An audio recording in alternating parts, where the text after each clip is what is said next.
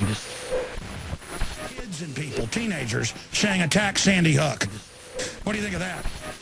The greatest thing about the show is that the show is being recorded and archived so that people can actually go back and listen to it.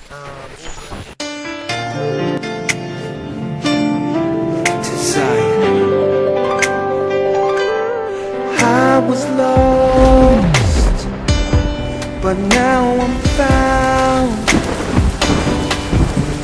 I'm a child of Israel. I heard the sound. Please give me the strength to stand today. With my eyes towards the east, show me the way.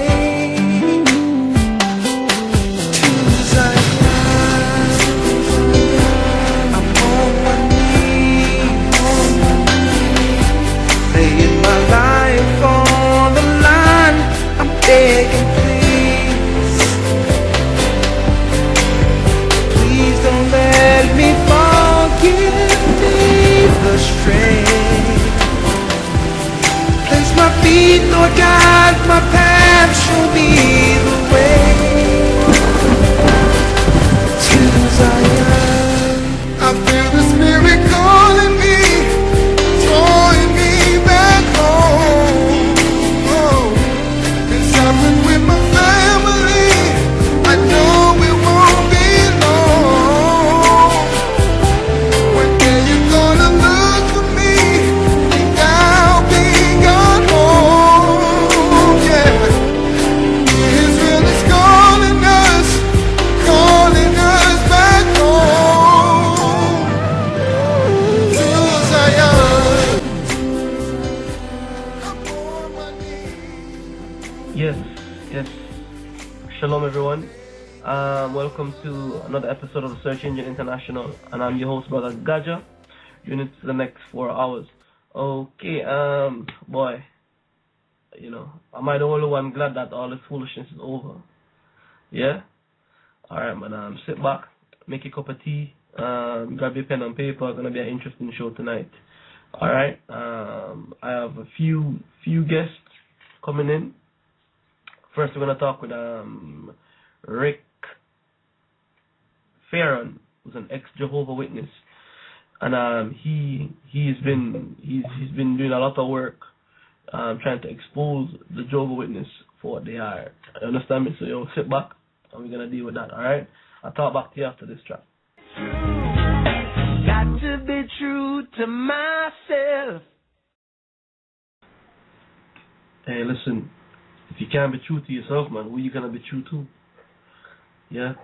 That was Ziggy Marley, True to Myself. Alright, and I'm gonna try and get Ziggy on the show, one of these shows coming up, to talk with him. I remember a few years ago I read an article on Ziggy Marley telling the world that he was now a Jew. I mean, he's no longer a Rastafarian. So that'd be a good show to hear what Ziggy have to say about that, But yes, like I said to you, I have a packed show for you this evening. I have Lindsay Williams, who was on a few weeks ago. He's scheduled to come back in the last hour of the show, and we have also I mentioned before I went to the track.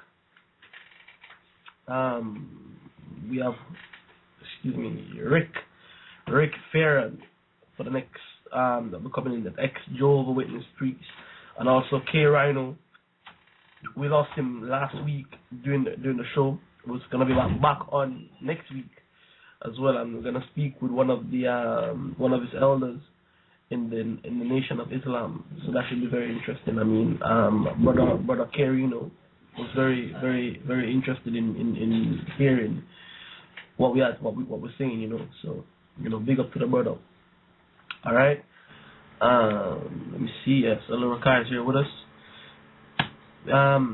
Just as the show was about to start, I got a phone call in from Sister Jenny, telling us about what's going on in her area, and I was gonna bring her in just to make her shed some light on it, and we can then we can move forward from there. Let me see it. Let me bring Elder Rakar in.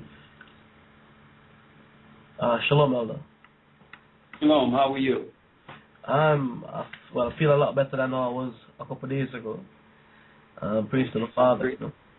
Oh, praise be to the Most High. Yeah, man. How things on your side? Everything is okay. Just trying to keep things together, but everything is good. Nice, man. Nice. I don't know how much of the show you caught before. Just before I started, Sister Jenny phoned in. She was telling us about what's going on in her area, and I'm gonna bring her in. She's still in the queue, so she can tell us in person what's going on on her side. And who's this? Sister Jenny. Oh, okay. Shalom, brothers. Can you hear me? Shalom. How are you? I'm good, brothers. I'm giving all praises to the Most High. I just wanted to inform, the community, our community, what's going on down here, which is kind of strange because we're having siren drills, and they giving us the drills, and I'm like 10 miles away from the siren, and it's just like the siren is in front of my yard.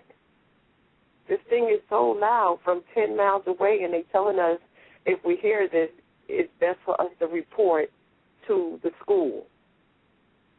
Okay, and what is it?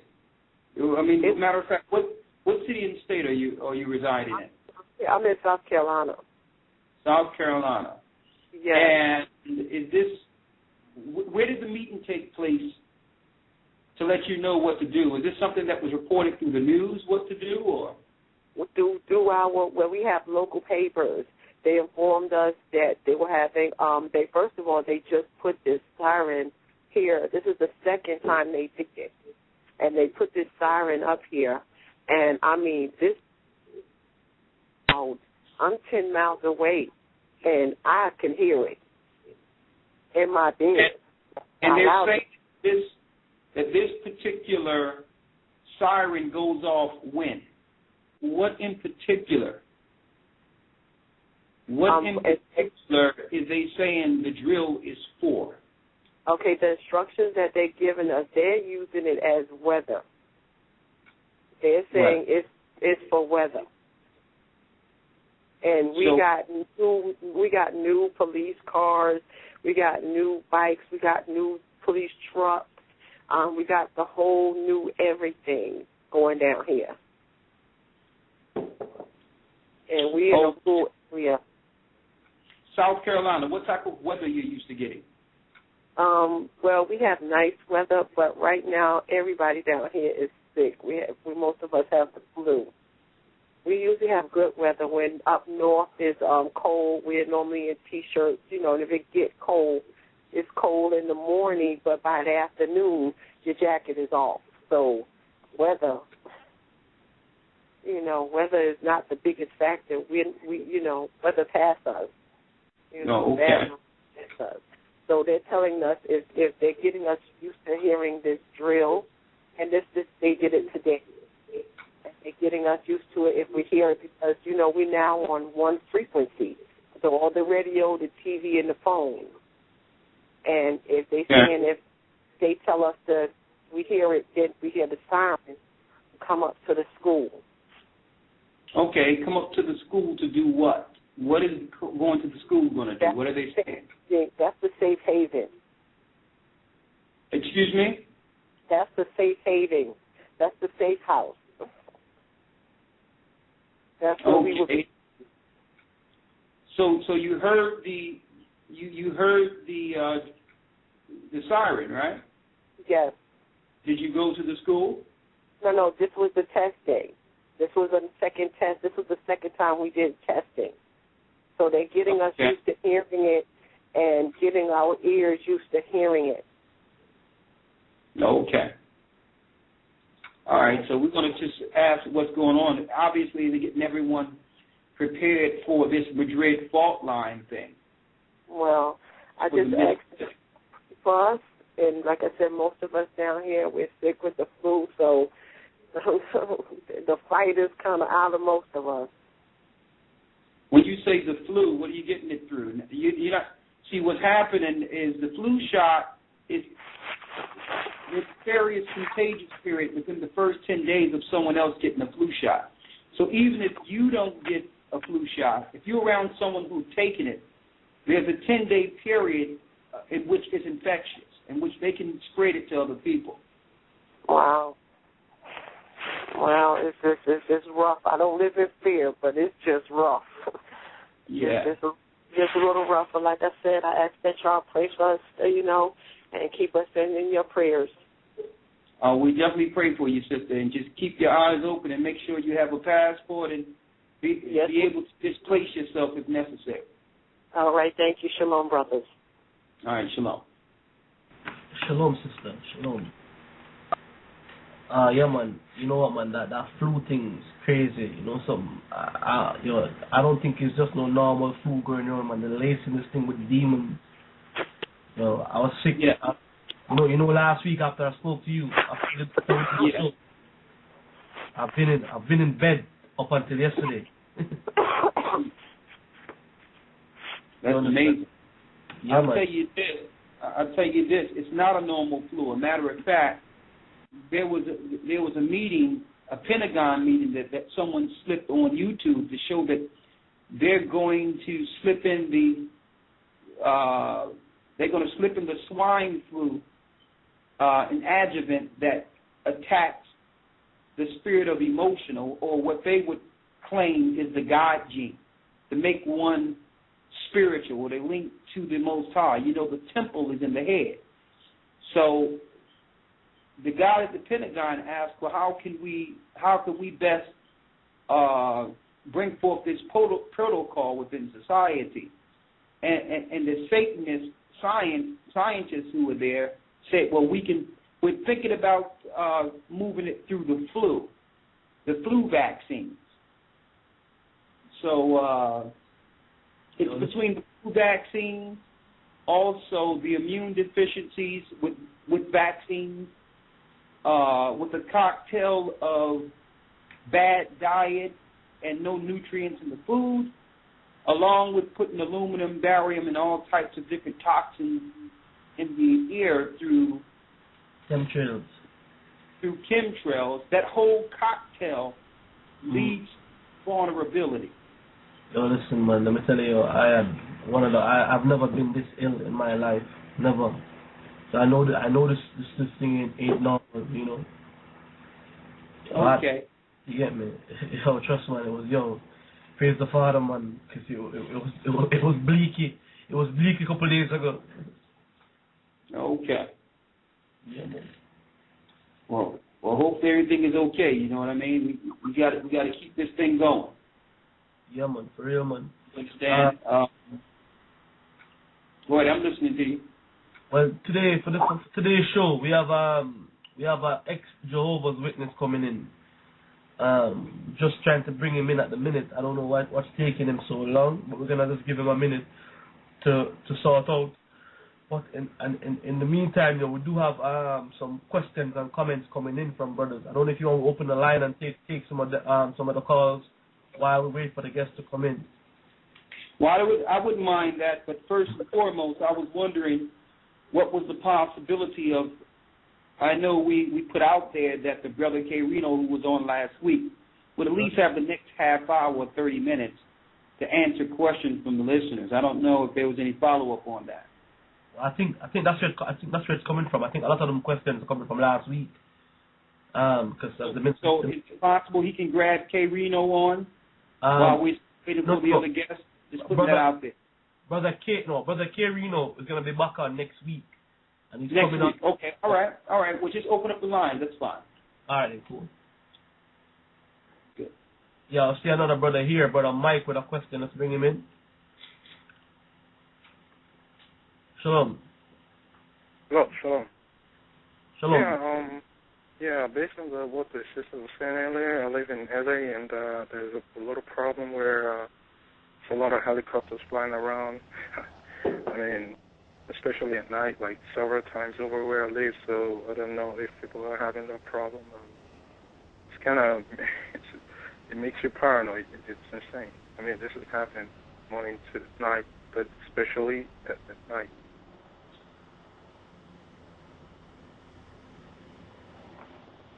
Okay, well, you don't have to be paranoid. Just be aware. Yeah. You understand? This is the time that the Most High in Christ is speaking of.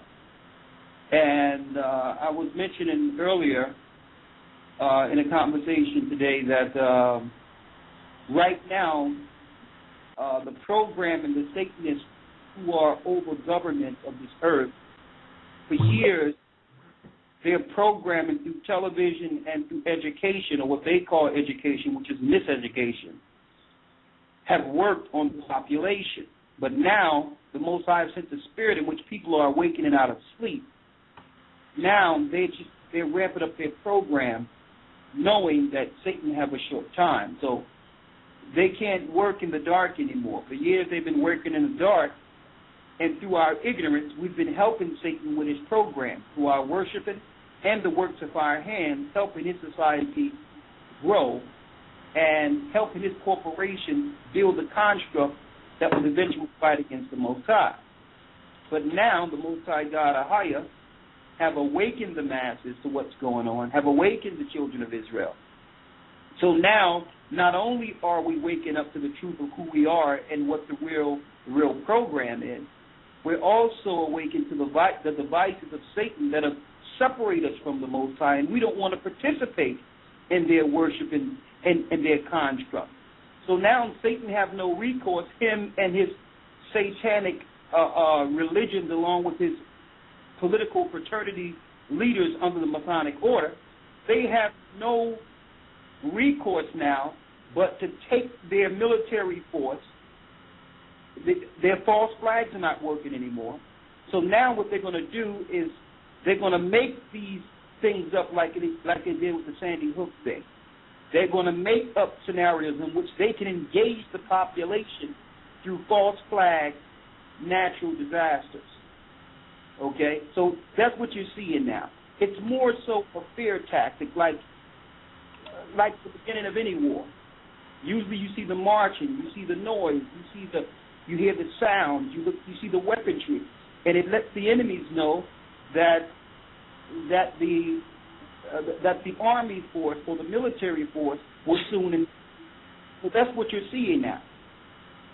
And they're getting you acclimated through your television shows. Every television show comes down to the same thing, whether it be a Bible attack, whether it be a natural disaster, whether it be a so-called terrorist which they create.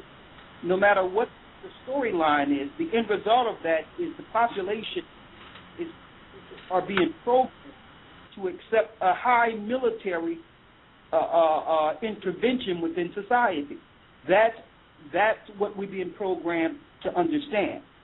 That now, instead of your local police reacting to an emergency, which they don't do anything because they don't stop crime, but anyway, instead of them reacting to an emergency, people will be acclimated to the military coming against them.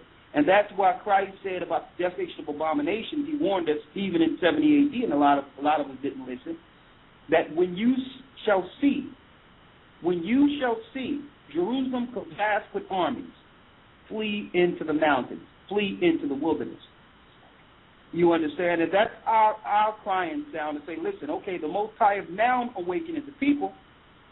Now it's time for us to deal with the awakening and go into phase 2. Phase 2 is, what will we do before they invade? So that's the point of that. That's the mindset, the proactive mindset the Most High want our people in. He don't want us to be walking around naive with the mentality that everything is going to be okay because we got God and Jesus. That's not an intellectual way of viewing what's going to happen. What you're seeing, brother, is exactly what I have been showing through scriptures for a long, long time. You're not to be paranoid. This is to lead you into understanding the Bible with the whole time, linking to your Most High, follow the law, statutes, and commandments, and then third of all, seek the guidance of the Holy Spirit to be guided out of harm's way. So this is what we take up trouble. And before the Bible gives an analogy of Jacob being born like a woman in travail. A woman in travail go through pain, but at the end of that, it's birth, it's life, it's jubilee, it's a happy moment. So we're going through the pain. Satan is beating the war drum against us. We are the children of Israel. You understand? He's beating the war drums against us, him and his military, now that we are awakened. It's not what they're going to do now. It's what we're going to do with the knowledge of who they are and what their objectives are in the earth. So this is nothing for you to get bent out of shape about. You understand? This is nothing for you to be paranoid or upset about. Okay, let's go on to the next caller. Yes. We have Luis with a question. Caller Luis. Hey, shalom, brother. How y'all doing? Shalom. How you doing? I'm doing good. Hey, I just want to read one scripture here, if you don't mind. Okay, can you make it quick, please? Okay, yeah, it's Revelation 2 and 10. I'm thinking if this is after Babylon falls, is this talking about people that will go through Jacob's trouble? I'm going to read it. Revelation 2 and 10 says, "Fear not for those things which thou shalt suffer. Behold, the devil shall cast some of you into prison, that ye may be tried, and ye shall have 7 days. Be thou faithful unto death, and will give thee a crown of life." Now, I'm thinking about, that after trouble of Jacob. That was my question. That's exactly what we've been experiencing since the death of Christ. That was believed since the death of Christ. They're throwing us in prison now. They've set up the prison complex to enslave us. So that's just talking about all the generations after Christ. Oh, okay. You understand? That's every generation after Christ. Oh, okay. And there was one more question, because I was reading that, and I was explaining it to one pastor that not too far from me, and he never answered it. And I was wondering, because I used to go to a Christian church not too long ago. Even I waking up from the truth about 2 years ago, but he never answered it. He told me he was going to call me back, but he never did.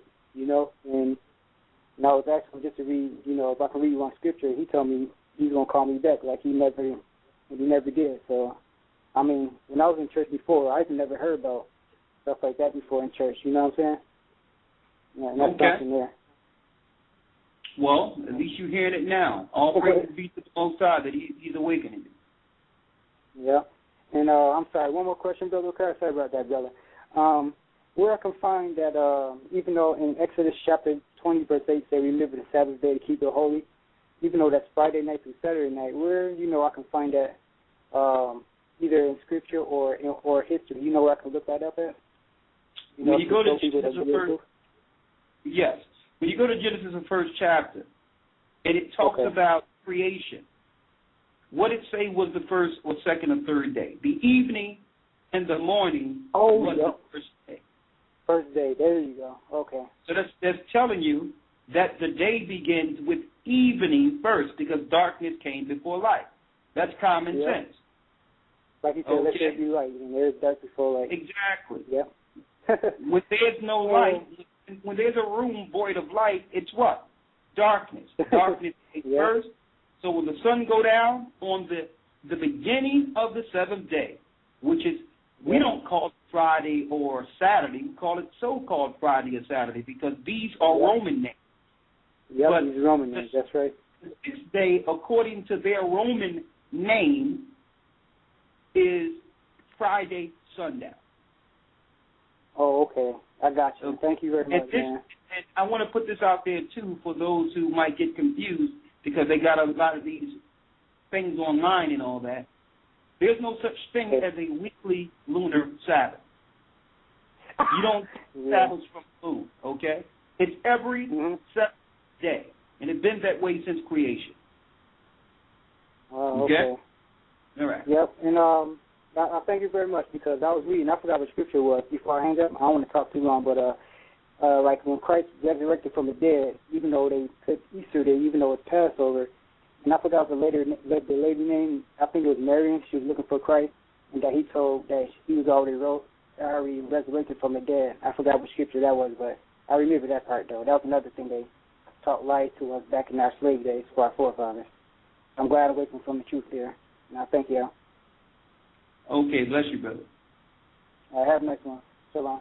Okay. Yeah, man. We're gonna hold on to the calls right now. At the minute we have the scheduled guest, Rick Farron.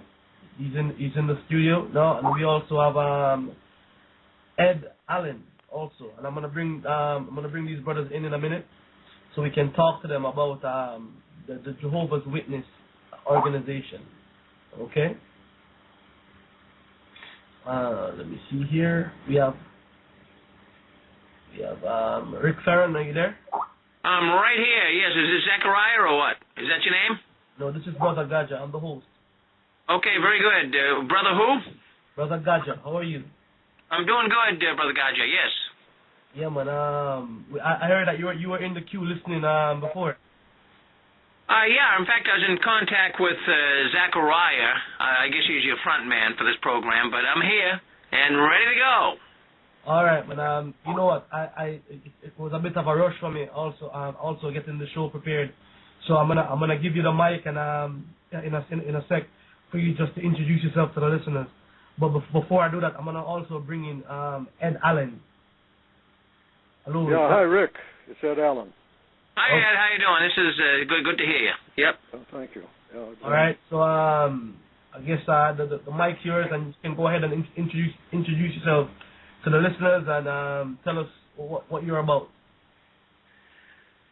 Well, I'll go ahead and go forward. My name's Rick Farron. I'm with the 6 screens of the Watchtower.com. In fact, we do a program very similar to yours. We expose the Watchtower. It's a Jehovah's Witness-oriented program. We do it every Saturday night on our network. We do live audio streaming, and we have a number of people come in, just like you guys do here on Blog Talk Radio.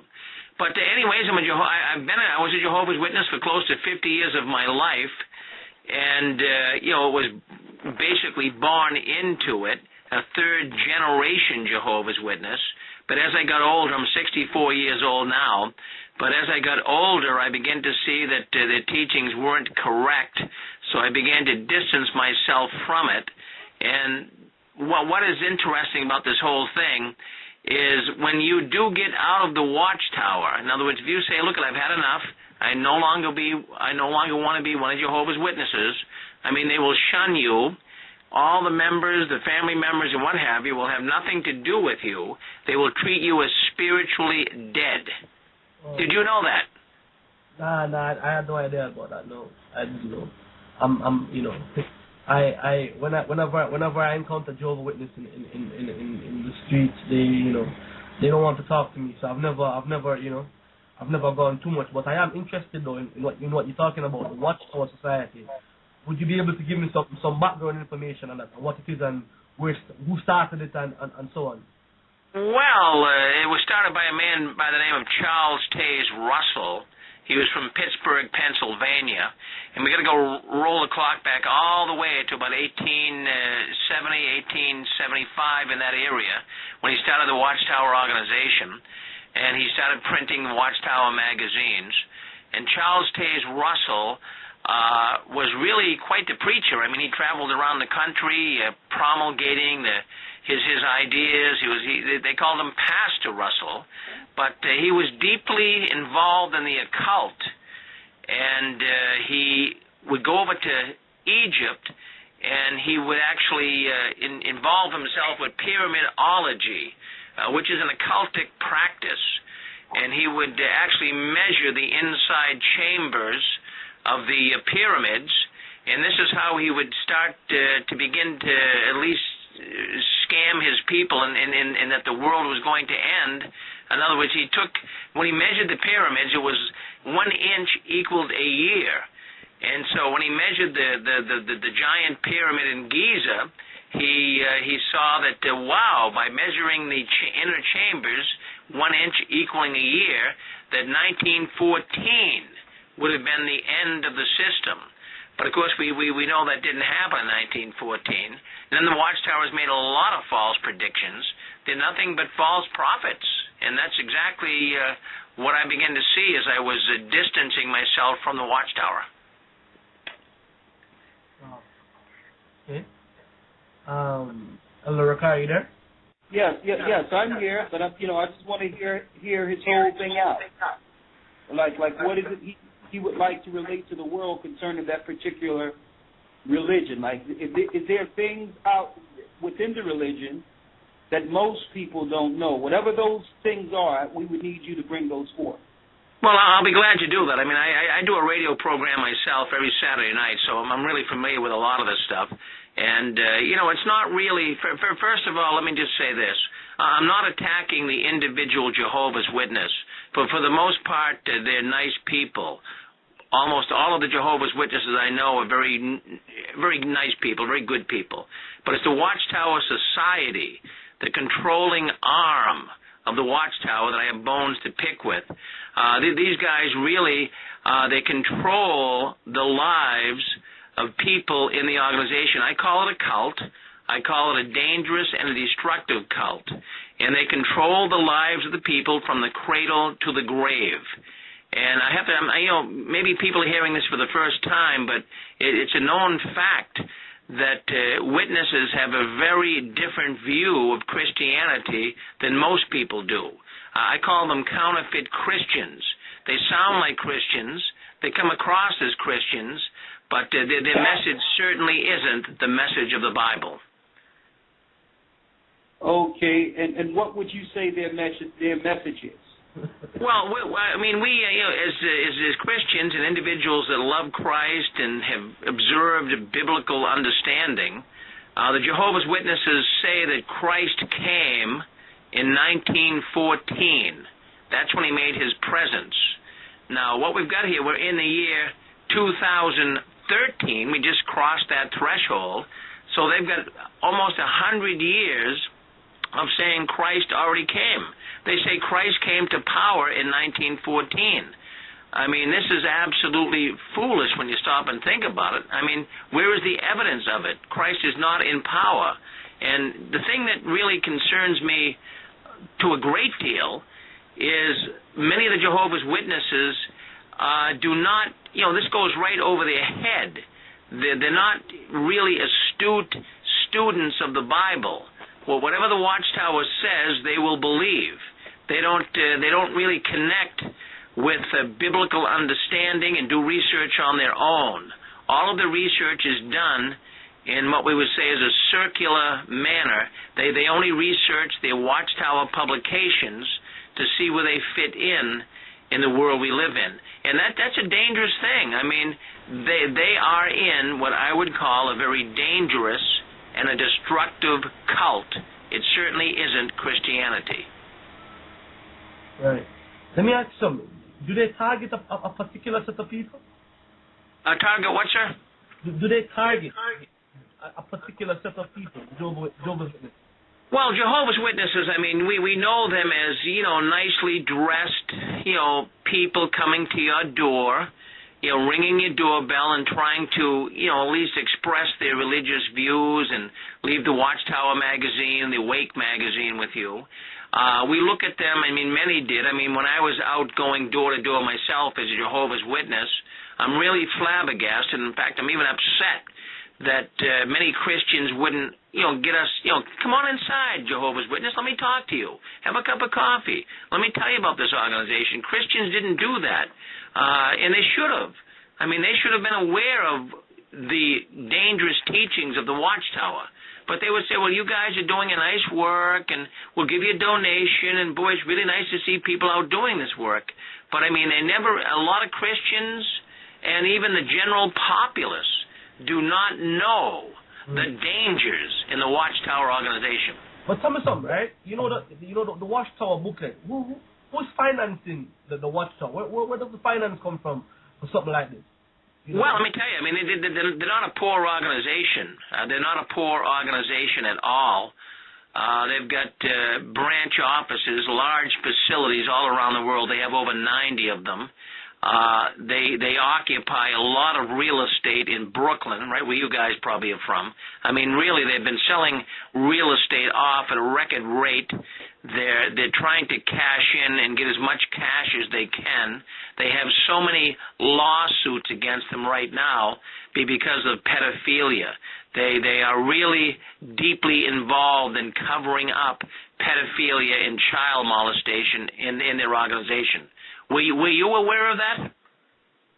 I've heard it before. I've heard that before. But you know, I mean, maybe coming from you now, someone who has been there at the top, it probably have a different meaning coming out now. But I mean, okay, let me ask: do they deal with child sacrifice and all that stuff? Well, no, I don't have any evidence of child sacrifice, but I know where you guys are going with that. I mean, I haven't studied that part of it. But, I mean, there are so many child molesters in the organization. In fact, it's been said that there are over 27,000 alleged child molesters in the Watchtower organization. Wow. And that's a staggering number. And it's only coming out now. I mean, if you want to go back, 2012 was a very bad year for the Watchtower. They in a lot of bad press. But let's just roll the clocks back to June 2012, 6 months ago. Let's go there. Let's start there. There was a woman named Candace Conti, and she was molested as a young girl in the Kingdom Hall of Jehovah's Witnesses in Fremont, California. And when she approached the elders with this, and her mother as well approached the elders and said, hey, what are we going to do? My daughter was molested. She was sexually molested in this organization. They what they do, brother, is they go with the way they cover it up is they say you need 2 witnesses to actually witness the child molestation. So if a young girl comes forward and tells her mother that Brother Smith, violated me, that's not enough. When you go into the tribunal of elders and you meet with them and you say, hey, look, my daughter was molested, well, what the witnesses, elders will say is, well, do you have a witness to that? And who's going to be a witness to that? This is all done in secrecy. So then they tell the woman that has got this on her mind weighing heavy, that don't say a thing to anybody. If you do, we will disfellowship you. And then when they disfellowship you, nobody will talk to you. So they put a muzzle on you. They're covering up child molestation in the Jehovah's Witness organization. But anyways, getting back to that lawsuit, back in June, Candace Conti approached the elders, told them that she was molested. They didn't want to deal with it. They wanted witnesses, and obviously you can't produce witnesses. So she went to the authorities. The authorities came down on them. It landed up in a lawsuit. The lawsuit was the largest lawsuit ever levied against a religious organization in the United States, $22 million. The Watchtower appealed. They got it down to $11 million, and that appeal is now in process, but it looks like they're going to lose. There's no way that they're going to be able to win this because of all of the pedophiles that are now springing up in the organization. It's a big time problem. Let me put it that way.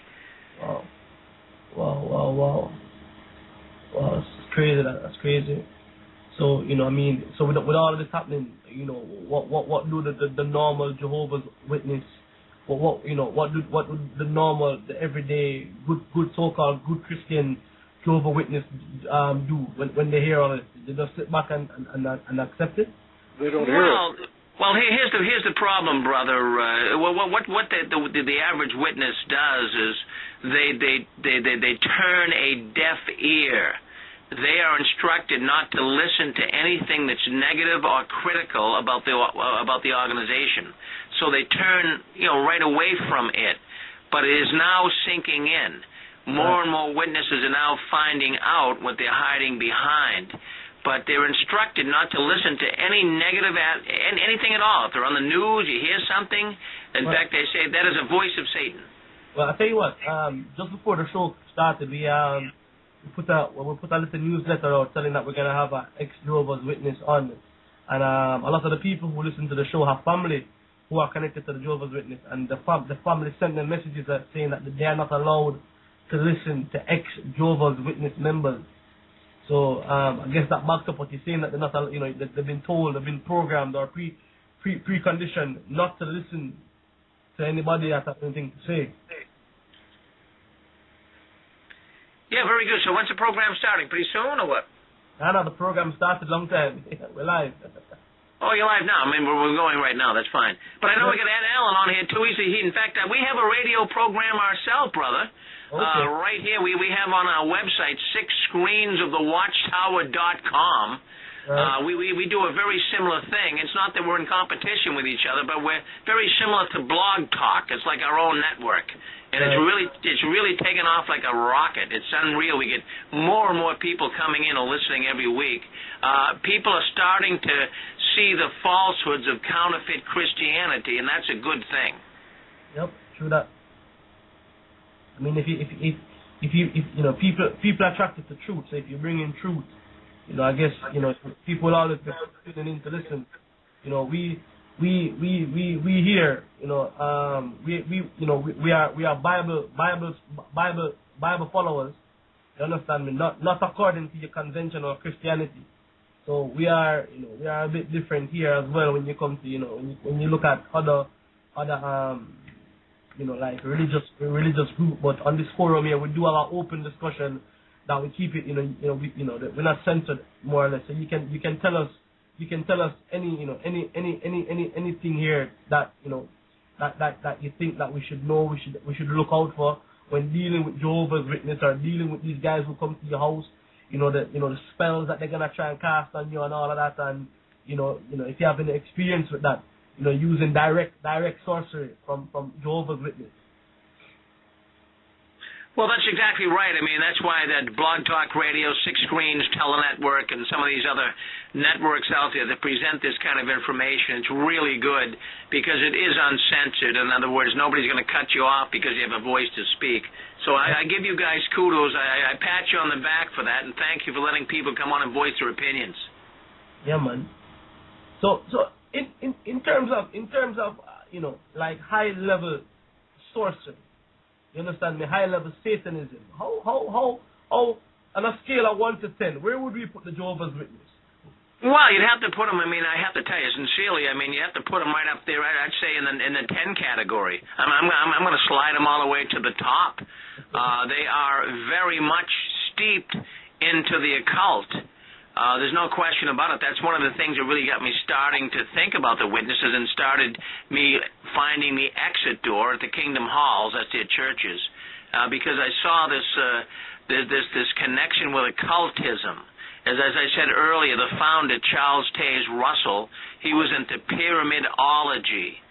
And that is a study of the pyramids in Egypt and trying to put some type of a spiritual spin on measurements and he went over there. Charles Taze Russell was the founder of Jehovah's Witnesses, actually the Bible Students. The name was changed back in the 1930s, but he's the one that really started this movement. And he calculated a lot of his predictions concerning the end of the system, the end of this world, based on measurements, as I said earlier, in the pyramids of Giza. And not only that, I mean, when you stop and think about it as well, the Watchtower uses a lot of mind control on people. I mean, they control your mind from the cradle to the grave. And even if a witness stumbled across this program tonight, they'd instantly shut it off because they would think that Satan, the devil himself, is on this program. Seriously. Wow. Well, brother, just so to recall, I have a few questions for you. First of all, in response to the thing that you were speaking of when they claimed that Christ already came, knowing Christians or those that really believe in Christ would know this is one of the key emphasis, one of the things that we would know of the spirit of Antichrist in the last days. 2 Timothy, the second chapter, I know you know of this, the 18th verse, who concerning the truth have erred, saying that the resurrection is past already. and overthrow the faith of some. So by claiming that Christ already came, and that because we know that the resurrection is going to happen upon Christ's coming, by claiming that, these are the same heretic teachings that the disciples were fighting against or contending against after the death of Christ. One thing I want to ask is I want to go into the nuts and bolts of this so that brothers and sisters out there cannot just claim that this is just a smear campaign or that this is your word against theirs. Let's see if we can bring interject some understanding of fact into this. And in order to do so, I have a few questions that you probably haven't been asked before. And because I have some prior knowledge of Charles Taze Russell, I want to ask you, because we all know he was a high Druid, he was a high Mason, but I want to go into his agenda. Do you know who funded Charles Taze Russell?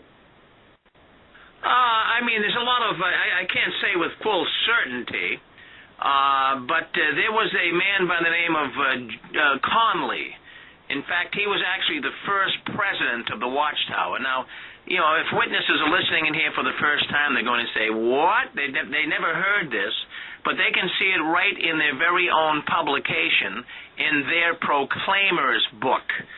And I must say that it's written right there. The first president of the Watchtower was a man, his name was William Conley, and he was a banker. And he's the one that really, you know, put the money up, Charles Taze Russell, to get going. But also, it's also been rumored, now I can't say this with full authority, so don't take it to the bank and cash it, but it has been brought up that, you know, Zionists were involved as well.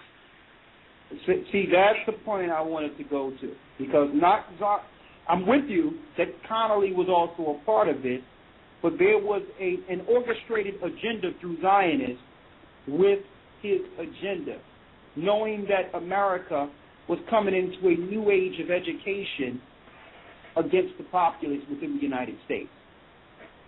And I wanted to ask you, why do you think that they started these particular societies, like the Mormons, like the Jehovah's Witnesses? Why did they start it in America opposed to beginning these programs in the parent country of Europe? Why did they come to America to then begin their enterprise of these new religions? Well, you could go in a million different directions there, brother. But let me. I'll just give you my view. That's all I'm giving you is my view. I'm not. You know, I can't say this is correct. I can't say that this is totally 100% reasonable to many, but it's reasonable to me. I believe. No. Let me ask you the reason. Let me tell you why. Let me give you the explanation of why I'm asking you this particular question. Maybe that'll round it down for you. The reason I'm asking is, in order to get into the truth of what their true agenda is, if you're talking about speaking about the Jehovah's Witnesses, we must know what their agenda was from the beginning, who funded them, what was their agenda, because really what they were built on is what should be attacked, and not just the tentacles that came from them. So it's deeper than just speaking of Jehovah's Witnesses. We want to make sure that we can recognize this particular movement before it gets its tentacles in the future. So we can talk about the Antichrist doctrine and everything, but they've accomplished their mission. I want to know, with your detailed information and being a Jehovah's Witness, did you go into their true agenda before there was any such thing as a Jehovah's Witness? Well, I mean, I grew up in it, so, I mean, as far as even adopting to all of its tenets and doctrine, you know, as a young person, it's just like you feel like you're in any other religion, whether you be a Catholic or a Jewish person or whatever. You just kind of, you grow up in it, so you really don't question it. But as I started growing older and started seeing some of the twisted teaching that wasn't making sense, because I was studying the Bible right along with studying the Watchtower, I said, wow, the Watchtower and the Bible aren't in sync with one another. But if you go back to that question that you asked concerning what my feelings are, why they got started, first of all, we have to identify that we have a number of cults, C-U-L-T-S, that exist in this country. I mean, the Jehovah's Witness, Mormonism, Christian Science, Scientology. I mean, the list goes on. There's cults starting every day. But when you have a cult, what they do is they kind of prey on real Christianity, brother. Let me explain. In other words, we have counterfeit money in our society. And the only reason why counterfeit money works and exists is because there's real money. Well, this is the only reason why cults exist, is because there's real Christianity. But what they do is they counterfeit it. It's a fake Christianity, a phony Christianity. And then that's where the Jehovah's Witnesses and these cults got their start, so to speak. They come across as, wow, they're real, they're great. But when you examine them, they're not. But this is a tool of Satan, the devil. Do you know him? I've read of him. You read of him? I've read of him. So let me ask you this, so that we can come to some accord, so that we can battle this thing together. We know that Satan has set up his religion so at the very end they can be exposed like they're being exposed today, to lead to a high level of apostasy and a world of unbelief, to the point where people don't know up from down, left from right, especially people like yourself who's grounded enough to understand occult and still able to follow the Most High by picking out the bones, by exposing what was wrong and cleaving to truth. But the masses are sheep. The masses are not as fortunate as you. So what I'm trying to, because I know that this is what Satan do. He'll build something up just to crash it, so that the people will have no recourse but to come running into his arms. So I found the key point in going into Christ, brother, and we're going to talk about a few things we're going to bring it up to date. But I found a few things when Christ says, many shall come in my name, saying, I am Christ, and shall receive many. And he gave us the warnings in Matthew 24, and you were right on. That's why we invited you into the show. But what I would like to talk about, just briefly, I would like to go into the funding by the Zionists for the Jehovah's Witnesses, so that people understand that there was an agenda before there was any such thing as Charles Taze Russell, so that we can focus on that agenda. Why would the Zionists bankroll Charles Taze Russell for a new religion in a new country?